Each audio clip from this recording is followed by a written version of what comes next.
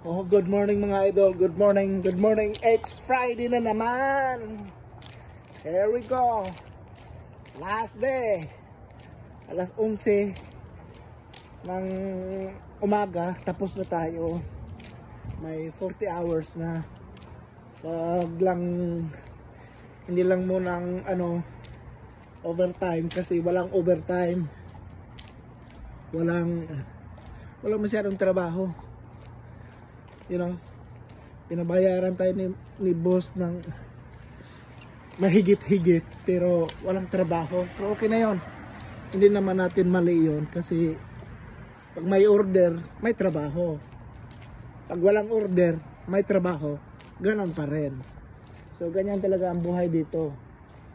Gusto ko sanang sabihin na mag-unemployment na lang ako. Yung unemployment na hindi ka napapasok, and then sa bahay ka lang, ang gobyerno magbabayad sa iyo kung magkano yung salary mo every week.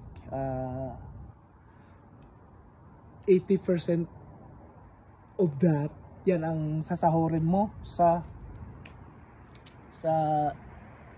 gobyerno. Yan ang sasahurin mo, yan ang ibibigay sa gobyerno. So 80% sa yung salary. So yun. Pero sabi ni boss, wag muna, baka November, December, yun talagang napaka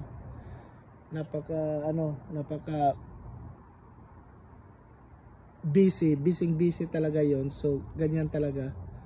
So wag muna kasi pag maganda yon yung unemployment kasi nasa bahay ka lang, binabayaran ka ng gobyerno. Pero ako naman, hindi lang sa bahay nakaupo. Trabaho pa rin dito sa kanya. Binabayaran tayo ng cash. Ang cash sana natin dito, $600 a week.